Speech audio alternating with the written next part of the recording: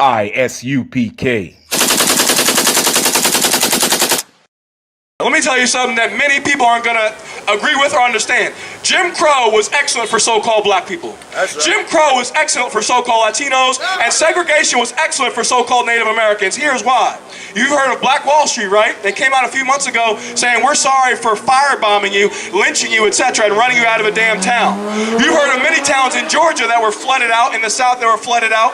Those were thriving black towns. And where were they in operation? During the Jim Crow era. Segregation was the best thing that happened to so-called black people. If segregation was still around, Harlem would be ours. Harlem would be separate, it would be ours, and they wouldn't be able to come in and jog through and call it, you know, the land of Starbucks or what have you. Because our leaders saw their money and wanted a piece of their wealth, now we're on the bottom. Now we don't have Harlem anymore. The place that was the home of the Harlem Renaissance is now a cesspool, man, full of poverty. And full of outsiders coming in, trying to take this place, buying up the land. Sylvia's owned by the Japanese, etc. Why does that happen? Because black leaders went and sold themselves out for the Caucasian, for the white man's dollar, so you can understand. Right. Read on. Come. Verse 12. So this device pleased them well. This device pleased them well. That's what our leaders are about. Al Sharpton, Jesse Jackson, they're about nothing but a dollar. What was it, Jesse Jackson, when he was running for president in 1980, he was against, before 1980, he was against abortion. Then when he ran for president, he changed his stance. These black leaders will do whatever they have to do to make a dollar. And they are the reason that Harlem is in the shape that it's in. And they are the reason that we are so poor, so impoverished, that we have to dress half naked and go run for their spectacle, man. Right. Read on. Come. Verse 13. Then certain of the people were so forward herein that they went to the king, who gave them license to do after the ordinances of the heathen. See, they gave them license to do after the ordinances of the heathen, to have Christian churches. The Christian church is an ordinance of the heathen. It's a cesspool of evil and wickedness, man. That's all the Christian church is. And so is that damn Olympics. The Olympics is the worship of Caucasian gods. So we have to ask ourselves this. If we want police to stop killing us, if we want to buy black businesses and support black businesses, why are we going to go support a white supremacist festival like the Olympics? Right. Why are we going to view a white supremacist event like the Olympics, which is just what it is? We can't be double-minded. The so-called black, Latino, and Native American athletes, they should not be participating. But of course, back here, we understand that poverty and oppression has driven us to do these things, man. Well, again, we have to understand that these so-called black and Hispanic leaders are the reason we're in this shape, man.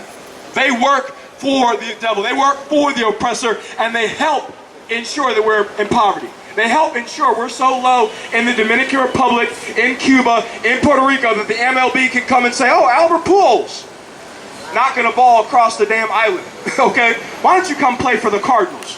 When Albert Pujols could be great playing for the Dominican teams, playing for the Cuban teams, playing for the Puerto Rican teams. But our leaders and our slave masters will not have it so, man. Read on. Come. Verse 14. Whereupon they built a place of exercise. A what? A place of exercise. That's a stadium or a gymnasium, so you can understand. That Olympic stadium that they're going and running around in, that's a place of exercise that they built. It happened in modern times when they destroyed the Negro League and made the MLB. Moved us into the MLB. Moved us into the NFL. Moved us into the NBA. We went and joined them. Why? Because disgusting black leaders wanted to make American dollars, more American dollars, and didn't want to deal with their own. Selfish and evil leaders are the reason why we don't have a league of our own. Black woman's the best athlete on the planet Earth. You mean to tell me there couldn't be a Negro track league, a Negro football league? Most of the NFL is black anyway. A Hispanic baseball league, a Hispanic soccer league. We could absolutely do those things. But because of our poor leadership, we go and make everyone else great. We go and win all the medals for America. We go and win all the medals, for these European teams. We go and win soccer championships for these European teams, etc. Read on. Come. Whereupon they built a place of exercise at Jerusalem, according to the customs of the heathen. According to the customs of the heathen. This was an Olympic stadium that they had built. This is the first inroad to destroying us. The first inroad to destroying a people is getting rid of their culture. We're reading out of the Apocrypha, which are the books that the Protestant church or the Catholic church had taken out of the Bible. Right here, this book, it's included in the original King James 1611 version of the Bible. And it's saying that the heathen built a place of exercise for us, which is the first road to conquering us. The first road to conquering a people is getting rid of their culture and then dictating their culture to them.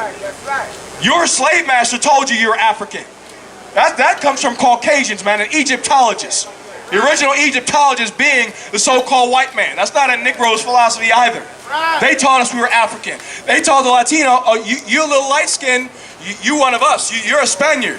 Not one Spaniard came to Cuba, came to Puerto Rico to throw one paper towel at the Puerto Ricans. You saw what the Caucasians were doing. The conquistadors, they playing basketball with paper towels. Donald Trump tossing paper towels to the Puerto Ricans. God's chosen people. They think of us like dirt, like trash, but they tell us who we are. The Puerto Rican, the so-called Latino, you are not a Spaniard. That's another myth. That's another lie. The so-called black man in America is not African. We are God's chosen people, man. That's right. Read on. Verse 15. It made themselves uncircumcised. It made themselves uncircumcised. Starting to take on their culture is how we began to be destroyed. It destroyed our families, it destroyed our marriages, it destroyed our communities, etc., taking on their culture.